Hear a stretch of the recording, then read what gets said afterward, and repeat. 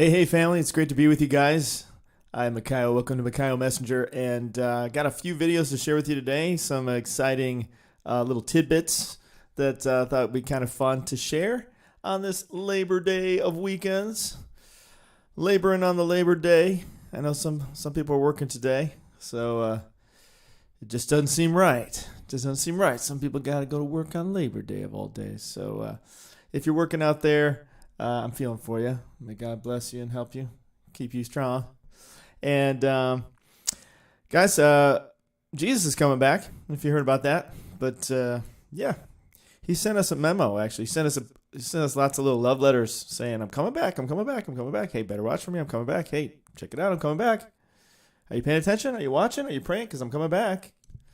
And he keeps sending us these letters and these encouragements, and just wondering if you're getting them. Are you getting the messages? Because he keeps sending them to us. And I think we got to make sure we're paying attention to those. Some quick shout outs there. Bert, great to see you. Michael. And God, the Son of Jesus Christ saves is true. Christina, David, Wendy, Caitlin. All right. Ethel. And did I say Michael already? I think I did. Guys, exciting things are happening. And to some people, they're scary because they don't know what's going to happen. But to us, we know God is good. He's taking care of us. So I wanted to share a couple of thoughts with you today. Something I'm going to do is separate videos, little tidbits. Here's a couple charts to kind of kick this one off that our buddy Mr. Black Box has made for us. He's actually working up another one for me because he's so good at them. I'm like, can you do another one for me? Because you're good at these. But this is what God talked about in the times of Noah, that he would not strive with man for more than 120 years. He basically shortened the lifespan there.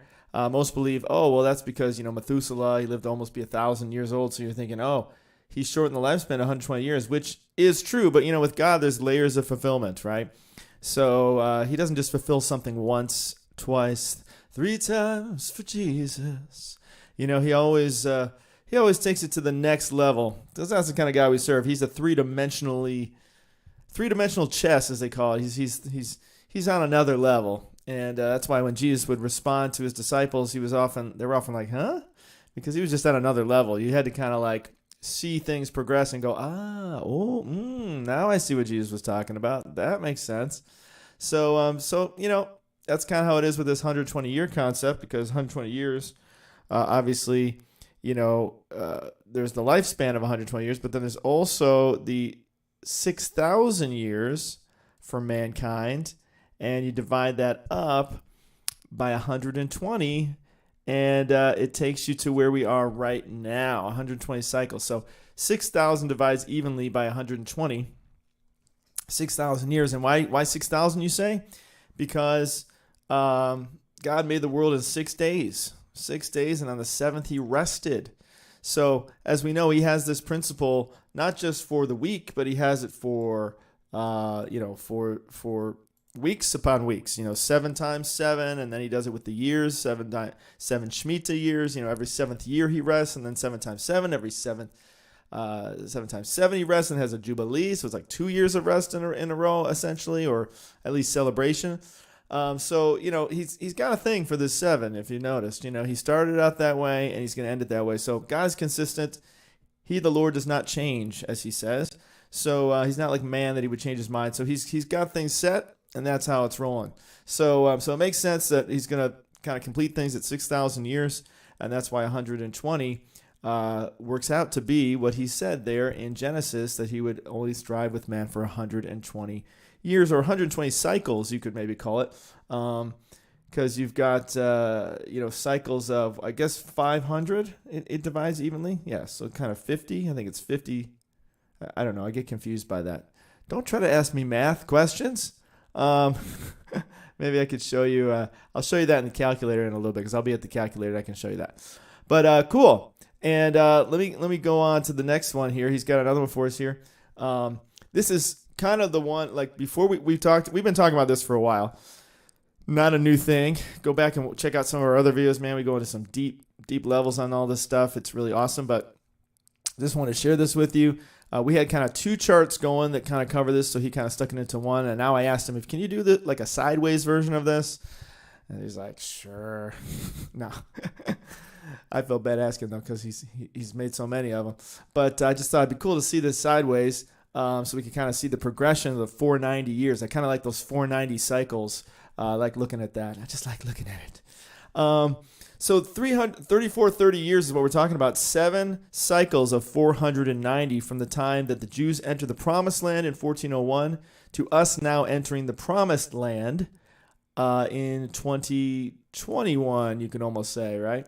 Kind of because it started in 2021 is when this current year that we're in, 5782, began in September 2021, according to the Jewish calendar.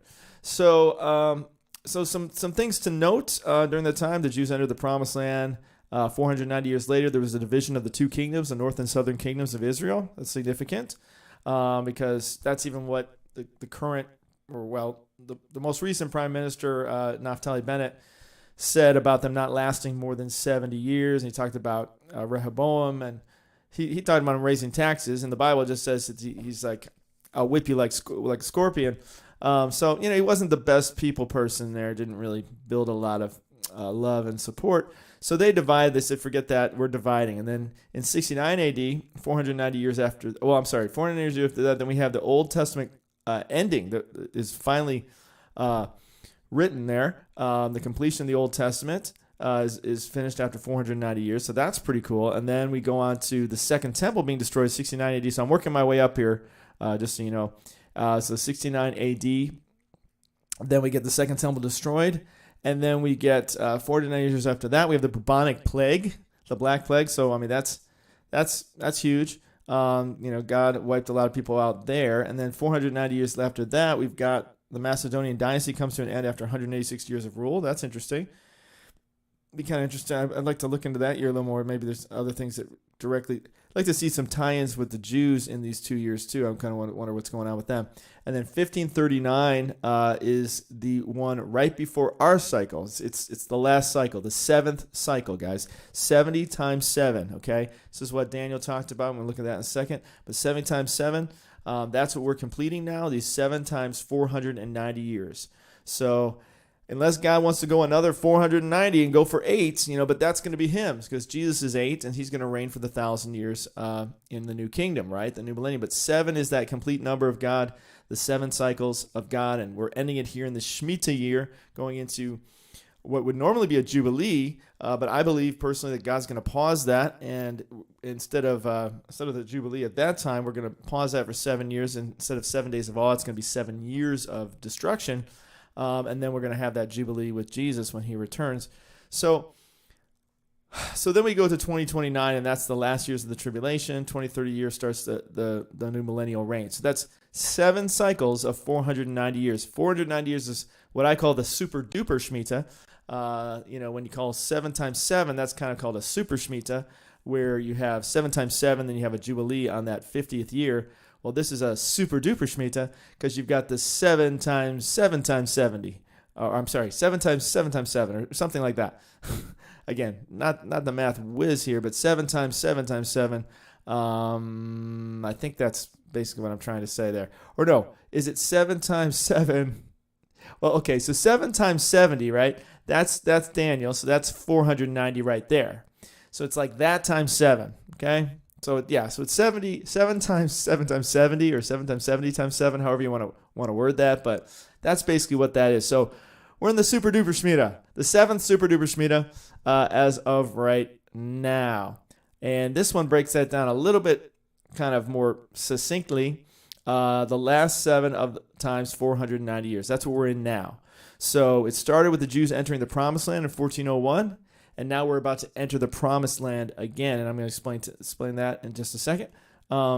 So again, you've got the division of Israel, Old Testament, Malachi. I think those are all the same things. But just that breakdown there at the top, you can see 483 years, 483 that in that green there. I don't know if you can see that or not, but that is that's 69 times 7. 69 times 7, guys. That's what I'm going to talk about with you a little bit in this video. 69 times 7. So according to Daniel, right, there's supposed to be 70 years. Let me show you this. Daniel 9, in verse 20 of the 5, it says, and by the way, if you haven't subscribed yet, make sure you subscribe, hit the notification bell, and hit the like and all that good stuff. And thank you for helping to support our channel and our ministry. 70 weeks are determined for your holy people and for your holy city to finish the transgression, to make an end of sins, etc., etc. We've read this many times, so I won't read it all through right now. But 70 weeks are what we're looking at, right? But it says, know therefore and understand that from the going forth of the command to restore and build Jerusalem until Messiah the Prince, okay, there shall be 7 weeks and 62 weeks, or 69 weeks. Now, 69 times 7 is 483. And we've looked at that many times. Feel free to get out your calculator and check that out for yourself, but that is what that is. And a quick shout out to Separated Adam. I don't know if I got to welcome you last time, but welcome to the fellowship.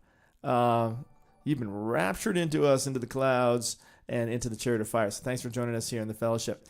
Okay, so this is significant, guys, this Messiah the Prince, because it's not Messiah the Shepherd. Okay, remember when he first came, he came as a shepherd. He came as a servant. He didn't come as a prince. He is the prince, but he didn't come that way, right? Second time, this time he's going to come as a prince, yet not yet the king, so to speak, because he has not yet been crowned, or the crowning ceremony. It would seem. I mean, I'm taking all that from what we know of Scripture, the idea of the bride, us being married to Christ, and then us reigning with him ultimately for that 1,000 years. So he's the prince, the heir to the throne, so to speak, the only begotten Son of God, and he is the prince coming to get his bride. Ultimately, he will reign, and then he will hand the kingdom back to the Father, as the Bible says as well. So, but he's going to have his victory. He's got to have his victory lap, and that's the 1,000 years that we're going to have with him. But he's going to take us first for the little pre-show time, the wedding week. He's going to take us for that and get us out of the way of his wrath, so he can take out all the evil on the earth, so to speak. And then we come back with him for the final victory lap, and then the 1,000-year reign. So the prince the word is Nagid, and it literally means ruler, prince, captain, leader, governor, nobles, excellent thing. The ruler, the captain, the prince, the overseer, the ruler of princely things, a commander. So that's how he's coming back this time, guys. He came as a shepherd the first time, came as a sacrificial lamb the first time. This time he comes back as Messiah the Prince. So that has not yet been fulfilled. We've not had 69 weeks and then Messiah the Prince coming to fulfill that scripture. But it's about to happen. And what we're going to look at now is the fact that, and the other thing I wanted to mention was I said from promised land to promised land. Jesus made us a promise in John 14. He says, don't let your hearts be troubled. You believe in God, believe also in me. My Father's house has many rooms. If that were not so, I would have told you that I'm going there to prepare a place for you. And if I go to prepare a place for you, I will come back and take you to be with me, that you also may be where I am. Okay, so that's a promise. He made a promise to take us to this land. Okay, that's his promise. So he's got to make good on that promise. So there was a promised land of the first time where they went into the promised land, and then there's a promise of this land he's going to take us to, these rooms that he's prepared for us, the mansions that he's prepared for us. And then there's also a promise that we're going to reign with him for 1,000 years on the earth. So he has to fulfill those promises because he's God. He doesn't lie. And he's going to fulfill whatever he says he's going to do, right? He's doing it with everything else, so of course he's going to do it with this as well. So it's from promised land to promised land in terms of us being taken away, right? That's the principle there. Promised land to promised land, okay? And so that's what's happening there. Okay, let's take a look at why this prophecy, this 69 weeks, really has already been fulfilled. 69 weeks, not Messiah the Prince yet. We're waiting for him. And as the Bible says, he's delayed, but he's not delayed, right? Even though he tarries, he will not tarry. He will come, because the whole point is we feel like he's tarrying. We feel like, where are you, Jesus? We thought you'd come here. We thought you'd come here. We thought you'd come here. He's like, yeah, I know you did. But I'm coming at the appointed time. I have to wait till all the brothers and sisters have come in, as it says in the fifth seal, right? Got to wait till all your brothers and sisters who come in, the fullness of the Gentile. Got to get the full harvest. So he started the harvest in the beginning of the harvest season in Shavuot. We talked about this. And now he is, for 2,000 years, he's been working his way back to harvest. He's working his way through the harvest season, okay? So that he finally gets to the very end. He's pushing it to the very end of the harvest season that he can bring us in. That it's still a summer harvest, but it's at the very tail end, and whoever's first will be last, and last will be first, right? And so that's the principle there, okay? However, as we're going to see it may be that the 69 weeks has already been technically fulfilled, and now we're in the window. We're in the window where the 69 weeks has been fulfilled, and that 70th week is about to begin. Now, we know that when Daniel's talking about weeks, he's talking about Shemitas, right? This goes back to the Bible. He's a Bible man. He wrote a book of the Bible, and he followed the Bible, right? And so, the idea of the Shemitah, every seventh year and every 7 times 7, the Jubilee time, 49 plus 1, or 49 to 50, that's something Daniel was very familiar with. So when he's talking about 70 weeks, he's talking about Shemitah cycles. So now we can argue, are we in the Shemitah cycle? Is it correct? Is the calendar correct? And all this, that, and the other. It could be that it's incorrect. It could be that God, could follow the stars or say, well, no, you guys got it wrong. I'm going to show you how it's really done. But knowing God and the way he's gracious and the way he works with people and the way he's kind of worked with the Jews on their own calendar throughout history, it would seem more fitting, I believe, in terms of making an impact on the Jews if he fulfills things in accordance with their with the calendar that they're following. To honor him, right? They're trying to do their best. They may be messed up, but overall, I would say that their efforts are in the right place. Their hearts are in the right place. They're trying to honor God with their calendar. So I believe that God is most likely going to work with their calendar. Could he push it another month after their calendar as a technicality? Because we've talked about the true Passover and true tabernacles, for example, with the blood moons. He could do that. But there's a lot of other reasons, not just that reason of the blood moons, for him to do it in accordance with their calendar, 5782. Because once we move on from there, a lot of prophecies that connected to 5782 are gone. They're done. You cannot count them anymore. I mean, you could try to argue it. Well, we had another month there. But that's not quite the same. You know what I mean? I just think the impact for the Jews would be so much stronger if it corresponds with their calendar and their own expectations, because then they're going to really get the conviction of it, it would seem. Just the same way that Peter stood up at Shavuot or Pentecost the first time, right? He didn't wait until a week later and say, well, the stars say, he didn't do something like that, right? He didn't say, well, Jesus ascended on the 40th day, and we should tell everybody today. No, he waited till the moment when it was going to have the most impact, right? The most impact when all the Jews are in Jerusalem there for Pentecost.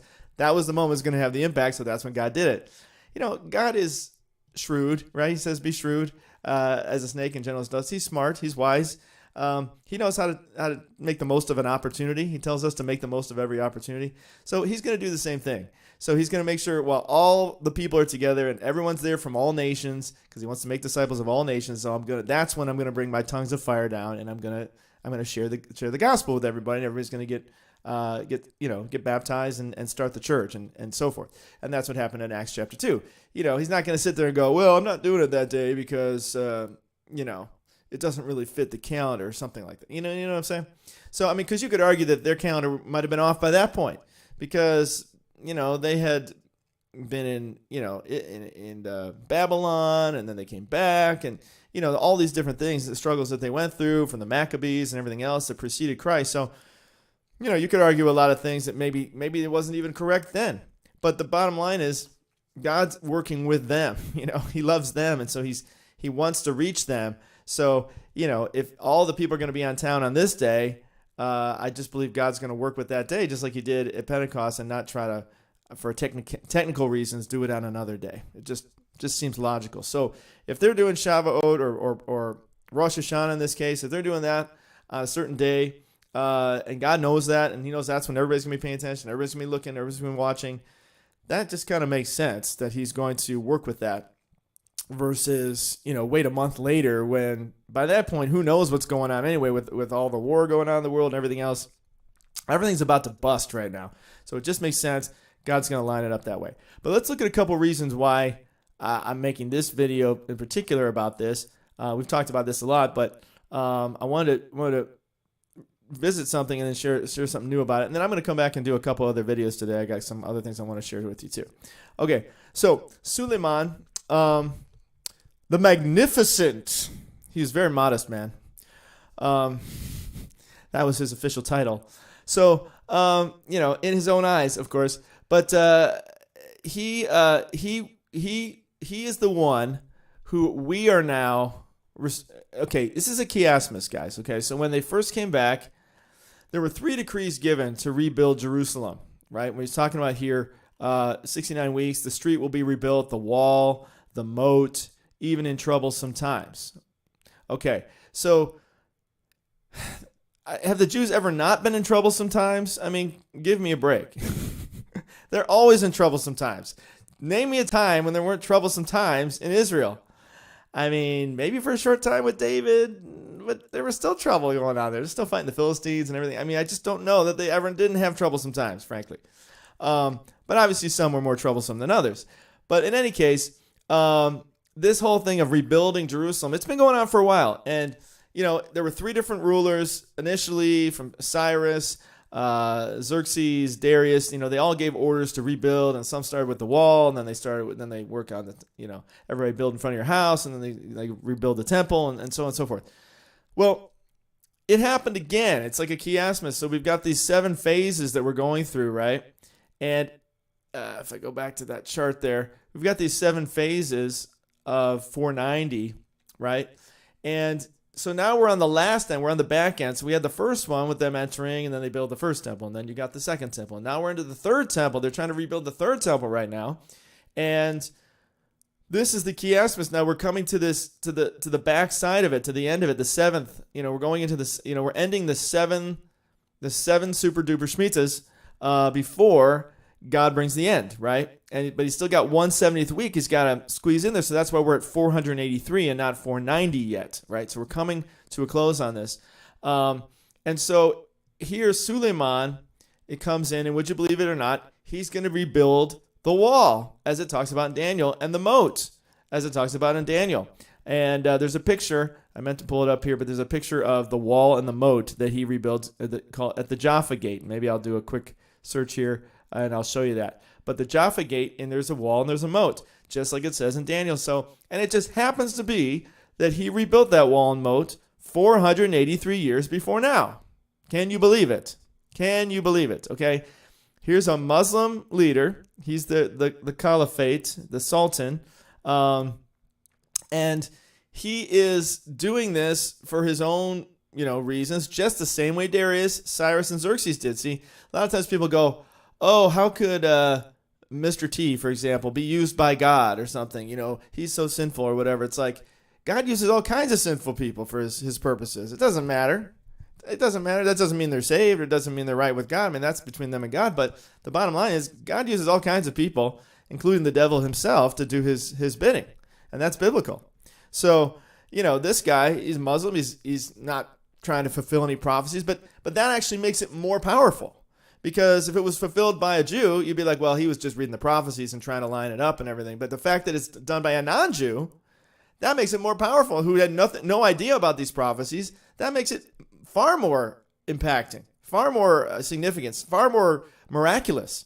That these goyim, these Gentiles, these non-Jewish leaders are fulfilling biblical Jewish prophecy. That's amazing, right? And so Suleiman is no exception to that. So he comes along and he starts rebuilding the wall and the moat, just like it says in Daniel 9, exactly 483 years from where we are right now. 483 years, right? You saw that in this chart here, right? 483 years. In this 7th chart, right? The Jaffa Gate inscription. You see that Jaffa Gate inscription? That Jaffa Gate inscription, as we're going to see, is when he rebuilt the wall and the moat. And it's exactly 483 years, or 69 sevens. 69 sevens. And that's when Daniel said that Messiah the Prince will come after 69 sevens. There should be 7 weeks and 62 weeks. If you add those together, you get 69. 69 sevens, and then Messiah the Prince, right? That's when he comes. So, here you got the Suleiman guy. He rebuilt the wall, not knowing anything about prophecy, okay? And I'm reading you a couple quotes here. Now, these are actual inscriptions from the wall that talk about him rebuilding the wall and rebuilding Jerusalem. So here's one of them. Actually, this one is also in this. It's a little easier to read in this, and it shows you a picture of it on the wall. So let's take a look at this one. So that's actually the picture of it there on the wall, actually inside the wall. And it says here, an inscription in Arabic from the reign of Suleiman the Magnificent states, has decreed the construction of the wall. He who has protected the home of Islam with his might and main and wiped out the tyranny of idols with his power and strength. He whom alone God has enabled to enslave the necks of kings in countries far and wide, and deservedly acquire the throne of the caliphate, the Sultan's son of the Sultan's son of the Sultan's son of the Sultan, Suleiman. Now, it just so happens his name's Suleiman. Does that sound familiar? Like Solomon? I mean, give me a break. Solomon built the first temple, and now Suleiman is the chiasmus here who's completing the wall on the backside. I mean, you can't make this stuff up, guys. And he's doing this because he wants to please the God he believes in, called Allah. Okay, he's not trying to please the God of Abraham, Isaac, and Jacob, right? The true God of the universe. So he's not trying to fulfill Jewish prophecy. He just happens to be doing it right on time. Exactly 490 years in the 490-year cycle, and now 490 years now to the end of the world. Okay, the end of the age, as Jesus would say. Okay, or as Jesus said. So let's look at another one of this. Okay, here Suleiman says, now these are throughout Jerusalem. So I was trying to find a list of all of them together. If somebody finds one, I'd love to see it. But I couldn't find a list of all of his little quotes throughout, inscriptions throughout Jerusalem. But here's another one that he does. It's on the Jerusalem-Bethlehem Road above Sultan's Pool.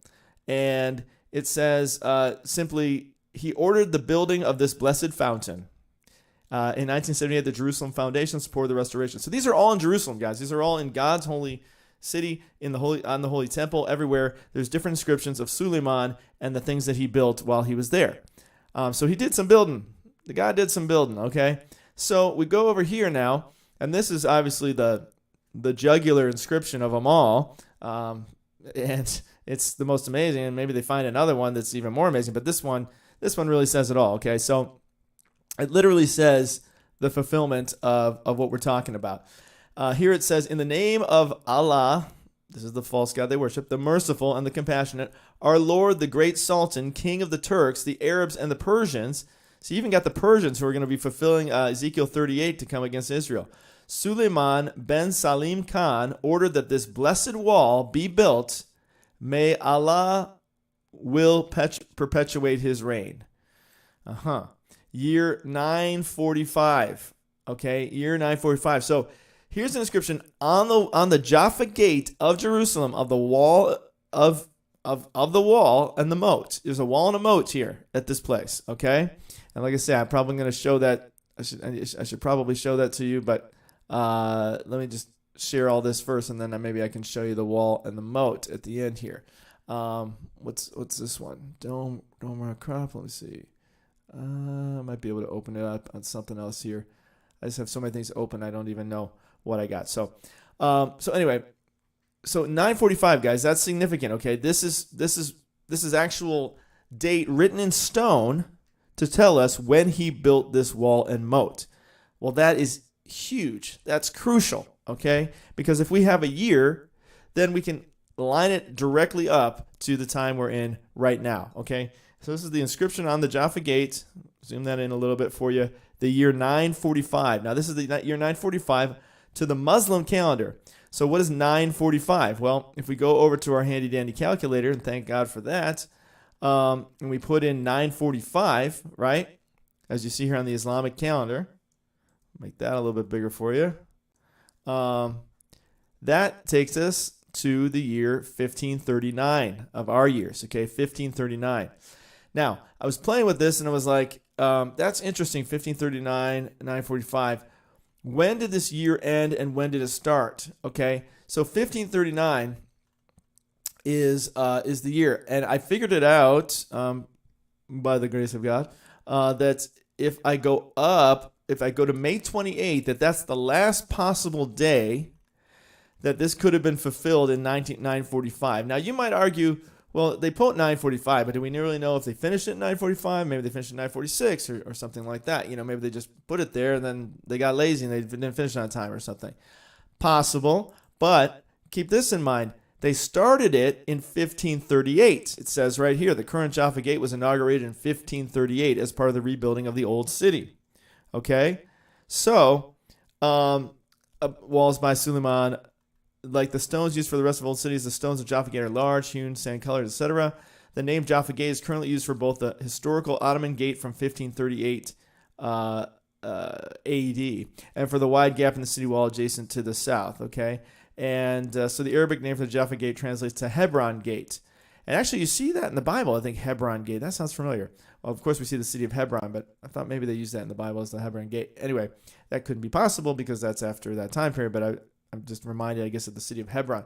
But David's Gate, etc. So 1538, guys. So in other words, they started building this thing in 1538. That's when they broke ground on rebuilding this wall. And it's just a wall and a moat. I mean, in all fairness, it's not like they're building the whole castle or something, or the whole, it looks like a castle. It's like a castle wall, but that's not like they're building the whole city. It's just one gate and a moat. So, if you got not much else to do in those time periods, I don't think it's going to take you all that long to just accomplish that when they're used to building much more than that, right? So going back to our calendar, or our calculator, I should say, 945, right? But if I go one date into the future, back to the future, May 28th, and I go to May 29th, that pushes it into 9. No, it doesn't. Oh, sorry. I thought it did. Oh, because I didn't press calculate. Calculate.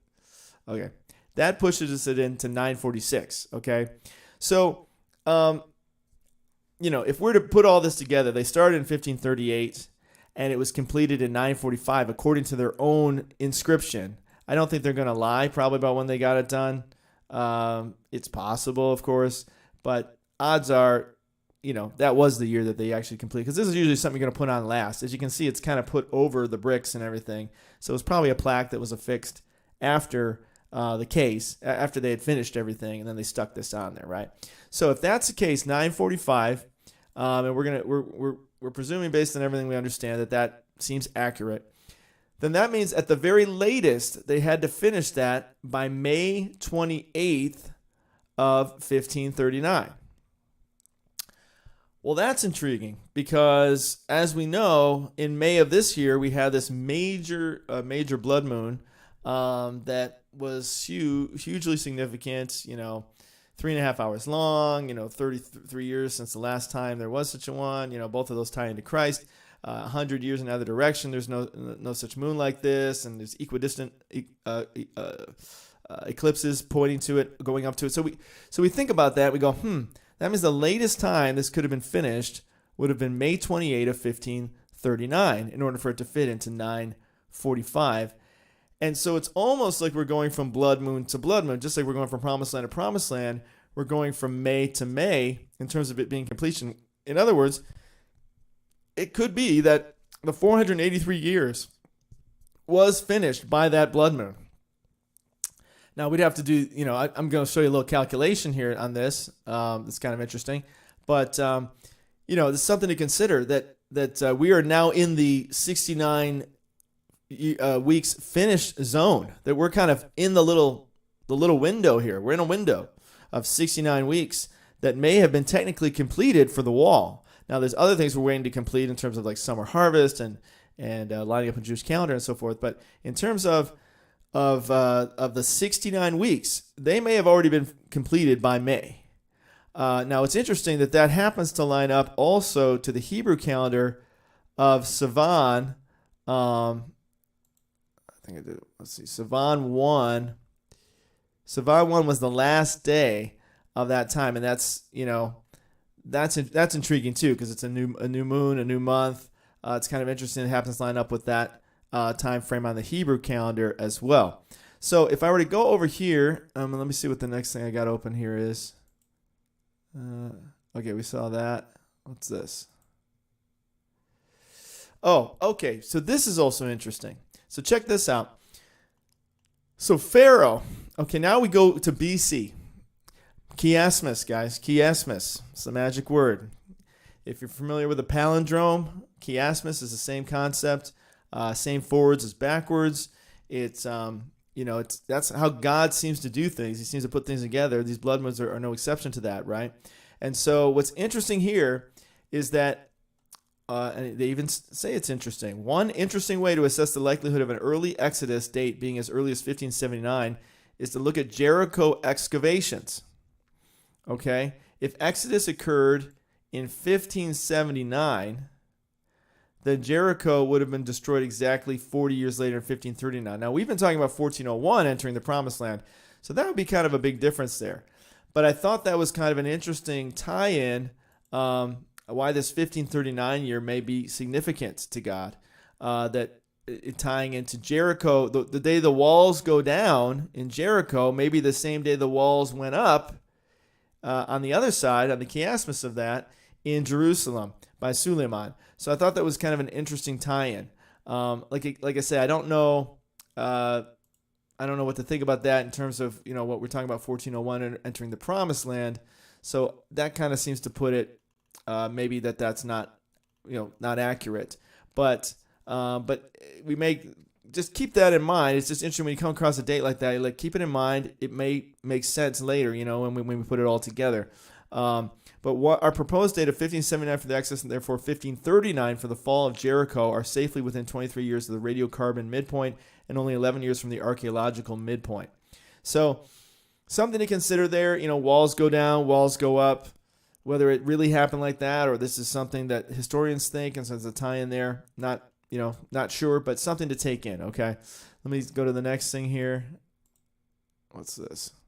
Okay, so we have, as we know, this year we had these two blood moons, one on the 15th and 16th, and one on the 7th and the 8th, right? And November 7th and 8th, and that's coming up. So we had one on the 15th, 16th, one on the 7th and 8th. Those are the only two full blood moons, total blood moons of the year, and that's intriguing. Okay, so there's a tie, again, we've got that May connection from Suleiman finishing the wall no later than May 28th. It might have been on the 15th and 16th. We don't really know. Maybe they pushed to get it done by the end of the year. Hey, come on, guys, let's get it done at 9:45. And they get it done by the 15th and 16th, and they put it up. We don't know the exact month and dates. We just know it was in 9:45, and that could be no later than May 28th on our calendar. So interesting connection there. Now, I looked up some eclipses of 1539, and I was thinking, what kind of eclipses were going on there? Here's a little channel. You could check out more about this. Interesting, there's one on October 27th. I'm like, that's interesting, because that's exactly a month after the Jewish calendar for Rosh Hashanah, really the true Rosh Hashanah, we believe, based on the blood moons. So that's intriguing. And then I found another little chart here, and it talked even more about that. And wouldn't you know, in 1538, which again is when they broke ground on building that wall and that moat, 1538, there was a partial lunar eclipse on May 14th of all days. And that same year, 1538, there was a partial lunar eclipse on November 6th. Okay? Well, that's interesting because, as you know, this year we've got them happening. Where is that now? Where'd you go? We have them happening on May 15th and November 7th.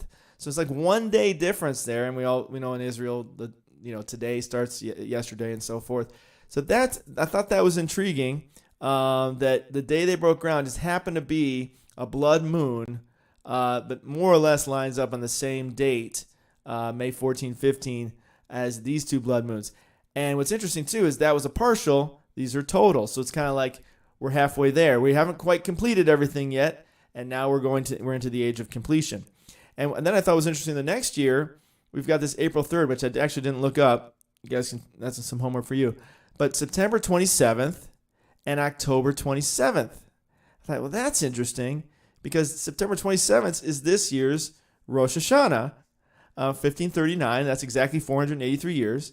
And then October 27th would maybe be the official Rosh Hashanah, according to the blood moons or the calendar, or I should say the stars. So I thought that was interesting too, very intriguing. And so as we look at our calendar here, going to the calendar if I can get it to open. Come on, calendar. September 26th and 27th, that is Rosh Hashanah. So I thought that was intriguing as well. So we're kind of in this window here that we may have already reached it by May of this year, that no later than May 28th by their year. And so I thought, well, let's put this in to a date counter and see how that comes out. So I put May 28th, that's the absolute last day of the 1539 that wall and moat had to be completed. And then for fun, I just put in September 26th of this year because that's the first day of Tishri on the Jewish calendar, the first day of Rosh Hashanah that they're celebrating. And I calculated it, and what do you know? It came out to 176,524. And you're like, yeah. Well, check this out. When I put that into the calculator and I divided it by 2, I got 88,26,2 or 262. And why did I divide it by 2? Because I was just thinking of that concept of like we're halfway there.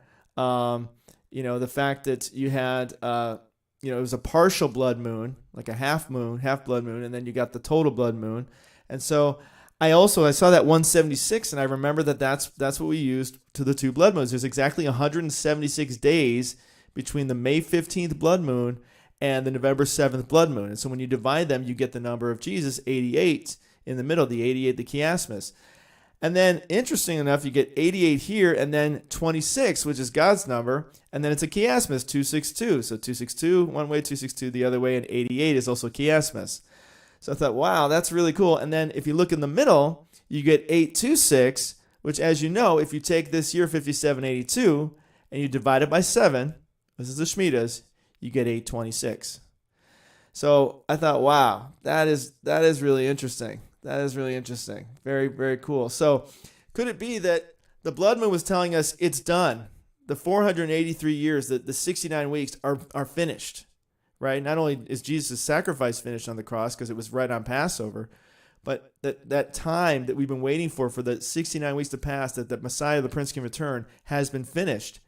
And now we're in this window from May until the end of September, potentially, that this will be fulfilled for Messiah the Prince to appear. And I told you that I was going to calculate something else for you, and now I can't remember what that was. So I don't know if you remind me quickly, I might be able to do that for you here as well. If not, I'll try to do it in the next video. But just want to do a quick video. I know it's 40 minutes. That's quick for me. But anyway, guys, great to see you. Some things to think about. I think that's all I wanted to share with you in this particular video, and I'm going to come back and share a couple other things with you as well. Amen. Love you guys. And just some quick shout outs to who I can see in the chat right now. First, our members, David, Chrissy, and Porch Praise with Cass. Woohoo! Good to see you guys. And Amy, Bert, Bonnie, Bread of Life, Darlene, Freya. Woohoo! And God the Son, Jesus Christ Saves, John 3:16, Kevin Hilton, Meg Houghton, Michael Micklin, Son of God, Traveling Light, Proverbs, and Esther has risen. Guys, it's great to have you guys here. I'm going to come back with a couple more for you, and I would love to get more of your thoughts and comments on all of these things. So look forward to talking to you soon. Jesus is coming back, guys. Get ready. This is it. Maranatha.